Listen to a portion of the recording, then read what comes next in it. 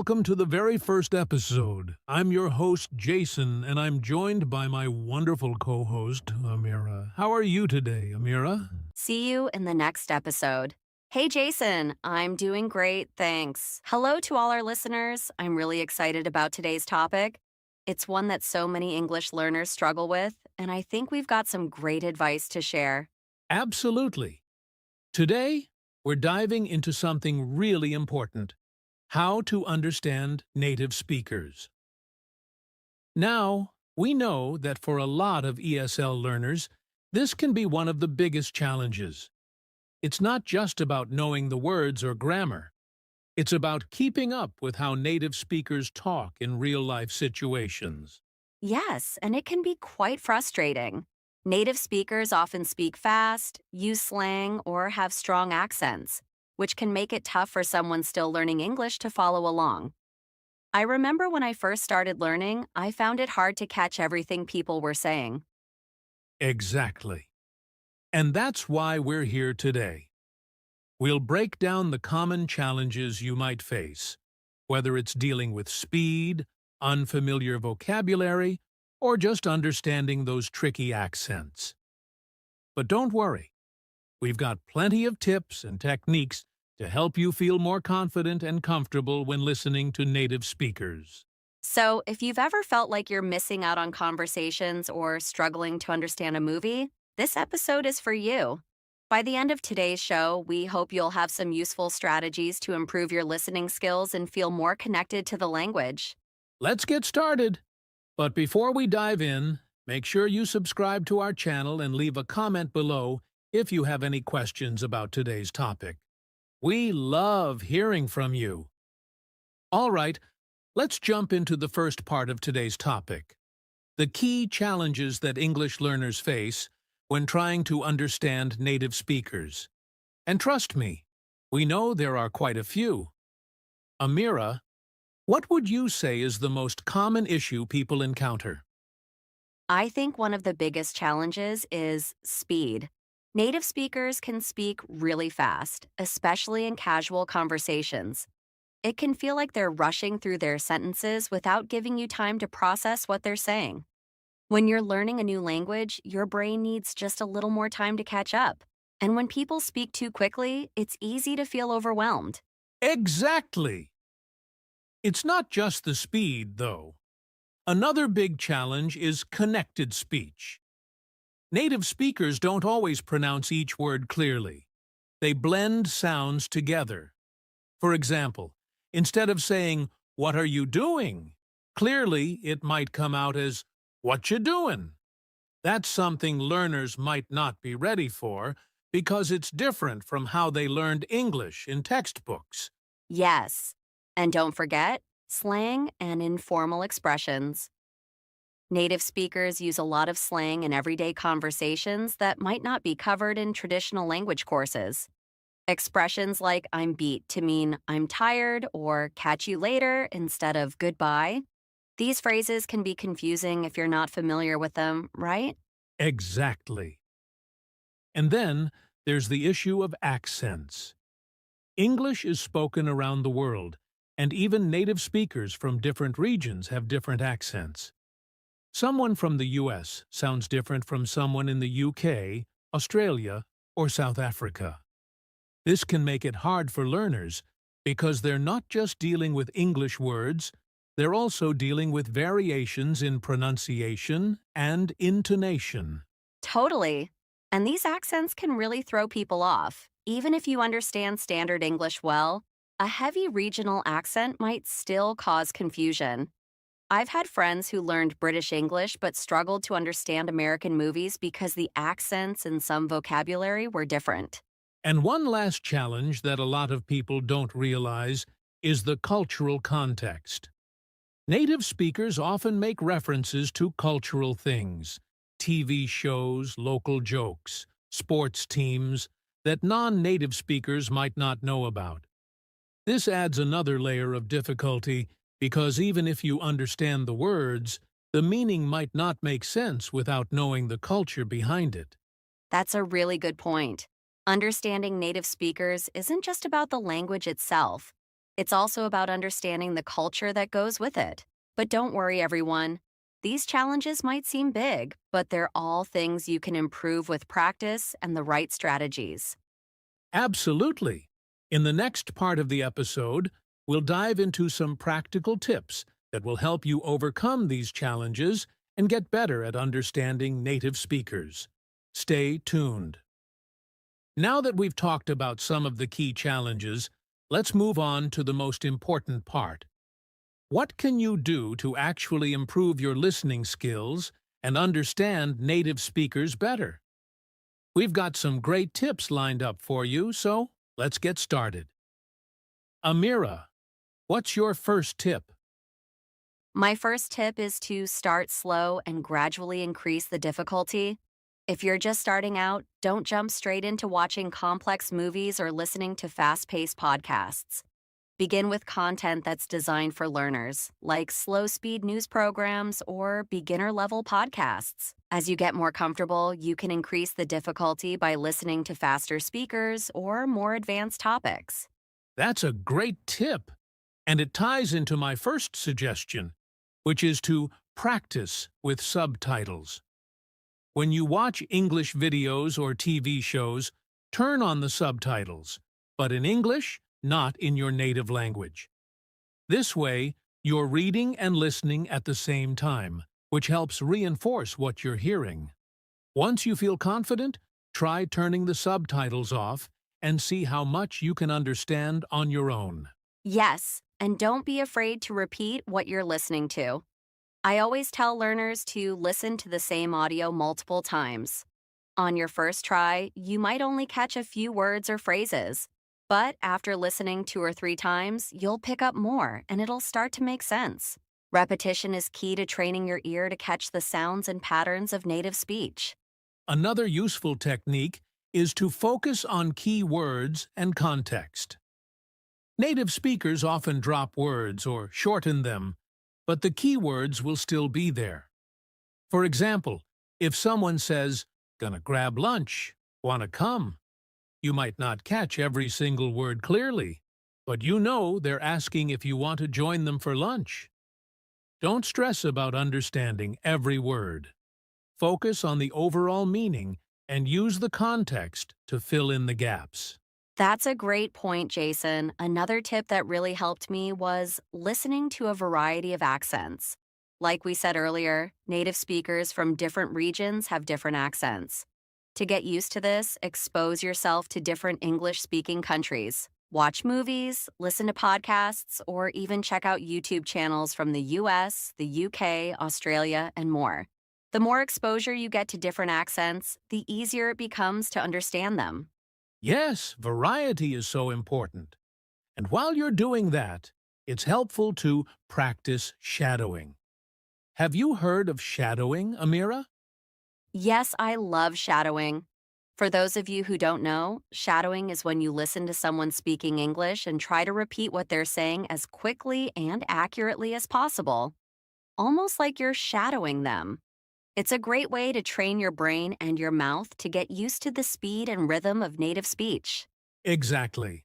And if you want to take it a step further, you can pause the audio after each sentence or phrase, repeat it out loud, and then play it again to check how close you were. This not only improves your listening, but also helps your pronunciation. I love that. And one more tip I have is to immerse yourself in English as much as possible. If you can, try to surround yourself with English daily. Watch English TV shows, listen to music, follow English-speaking influencers on social media, and try to engage with content that you enjoy. The more English you hear in your everyday life, the more natural it will become to understand native speakers. That's such a good point. And even if you can't live in an English-speaking country, technology makes it possible to immerse yourself in English from wherever you are. I'd also recommend using apps and online tools designed to improve your listening skills. There are great apps out there like Duolingo, Babbel, or English Central that offer listening exercises, dictation, and even real-life conversations to practice with.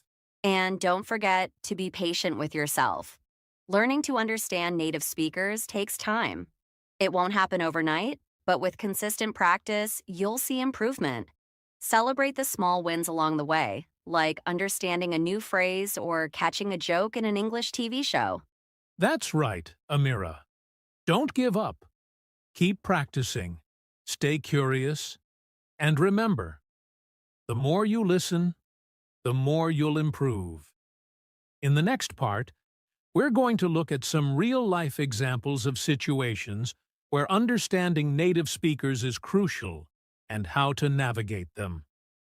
Stay with us, everyone. All right, now that we've covered some useful tips, let's talk about real-life situations where understanding native speakers is crucial.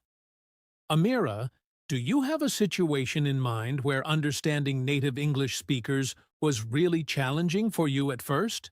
Oh, yes. I remember when I first moved to an English speaking country.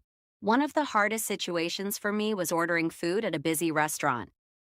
The servers spoke so quickly, and they used a lot of informal phrases like, "What can I get you?" or "Do you want that to go?" I felt like I couldn't keep up. I had learned formal English, but the way they spoke was much faster and more casual. I can imagine that being overwhelming, and restaurants are one of those places where you're expected to respond quickly, which makes it even harder. That's a great example. A similar situation is on the phone. I think a lot of learners struggle with phone conversations. Without body language or visual cues, it's easy to miss what the other person is saying. Have you had any experiences like that? Porn. Definitely. Phone conversations can be tricky. I remember trying to book an appointment over the phone. The receptionist had a thick accent and they were speaking really fast. I had to ask them to slow down and repeat themselves a few times.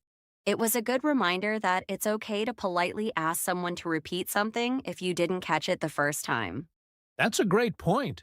Never be afraid to ask someone to repeat themselves or to speak more slowly. Another real-life scenario where understanding native speakers is important is in social settings.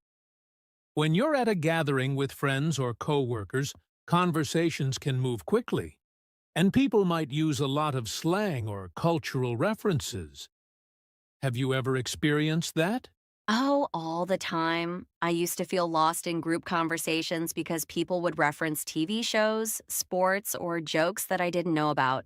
One time, someone made a joke using a phrase I'd never heard before, and everyone laughed except me. I realized that understanding isn't just about the language, it's also about knowing the culture. Exactly. Social settings can be tough, but they're also a great opportunity to learn. The more you immerse yourself in these situations, the more you'll start to understand the cultural references and jokes. One last example I'd like to add is job interviews. Understanding native speakers in a professional setting is crucial, especially when you're asked questions about your skills or experience. The language might be more formal, but they might still speak quickly or use industry-specific terms. That's a great one, Jason. Job interviews can be nerve-wracking, but practicing listening skills beforehand can make a big difference. It helps to familiarize yourself with common interview questions and industry jargon so you're not caught off guard. Absolutely. The key takeaway here is that these real-life situations might feel challenging at first, but they're also the best opportunities to improve your listening skills. The more you engage with native speakers in real-world contexts, the more confident you'll become. That's right. And don't worry if you don't get it right the first time. With practice, these situations will become easier and more manageable. Now, let's have some fun with a bit of role-playing. This is a great way to put everything we've talked about into practice. We'll go through a quick conversation, break it down, and show you how to better understand native speakers in real-life situations. Ready, Amira? Ready? Let's do it. So, let's say we're at a coffee shop and I'm the barista. I'll start with a typical greeting, and you, as the customer, will respond. Afterward, we'll go over any tricky parts. Sound good? Sounds perfect. Let's go. Hi there. What can I get you today? Hey, I'll have a large coffee, please. Can I get that with almond milk? Sure thing. Would you like anything to eat with that? We've got some fresh pastries today. That sounds great. I'll take a blueberry muffin. Awesome. I'll have that ready for you in just a minute. You can pick it up at the counter. All right, let's break that down. So, at the beginning, you said, "Hi there. What can I get you today?" It's a very common and casual way of asking what someone would like to order.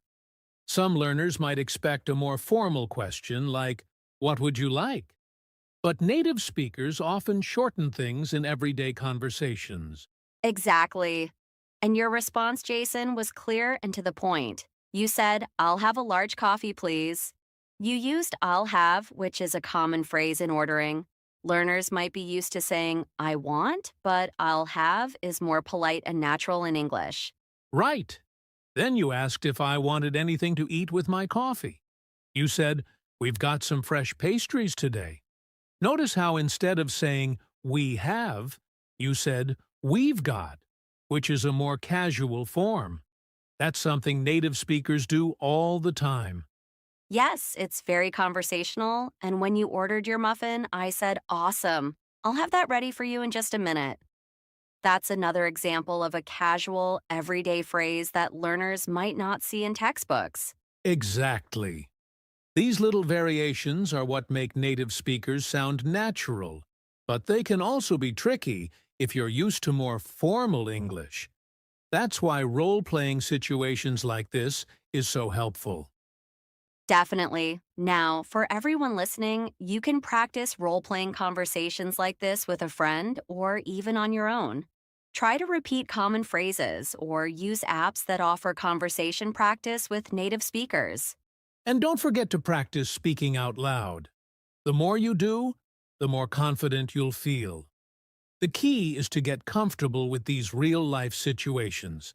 So, grab a friend and start role-playing. Now that we've walked through some tips and even role-played a real-life situation, we want to remind you, understanding native speakers is a journey. It's normal to feel frustrated at times, but the key is to keep practicing and stay patient. That's right. Everyone struggles at first, but with consistent effort, you'll start noticing improvements. Celebrate the small victories, like understanding a new phrase in a TV show or feeling more comfortable in a conversation. Each step forward is progress. Exactly. And don't forget to use the strategies we talked about today. Whether it's listening with subtitles, shadowing, or immersing yourself in English content, all of these tools will help you get better over time. Remember, the more you expose yourself to English, the easier it becomes to understand native speakers. So take those small steps each day. Watch a short video, listen to a podcast, or practice speaking with a friend. And most importantly, don't give up. Keep pushing forward, and soon enough, you'll feel much more confident in your listening skills. All right, everyone, that brings us to the end of today's episode. We've covered a lot of ground, talking about the challenges of understanding native speakers, giving you practical tips to improve your listening skills, and even sharing some real-life examples and role-playing exercises. Our goal was to help you feel more confident in navigating conversations with native English speakers, and we hope you found this episode helpful. Yes, and remember, learning to understand native speakers is not something that happens overnight. It's a gradual process. But with the right strategies and consistent practice, you will improve. We believe in you. Don't be afraid to step out of your comfort zone, listen to different types of content, and immerse yourself in English as much as possible. And before we go, here's a little challenge for you. Try to spend at least 15 minutes every day listening to something in English. Whether it's a podcast, a YouTube video, or even a conversation with a friend, those small daily steps will make a huge difference over time. And don't forget to engage with us. If you have any questions or topics you'd like us to cover in future episodes, leave a comment below or reach out to us on social media. We love hearing from you, and your feedback helps us create more content that's relevant to your learning journey. Also, if you enjoyed this episode, make sure to subscribe to the channel and hit the notification bell so you don't miss out on any new episodes. And if you know someone who's also learning English, share this podcast with them. It might be just what they need. Sfuartu. Thanks for tuning in, everyone. Keep practicing, stay motivated, and we'll see you next time. See you in the next episode.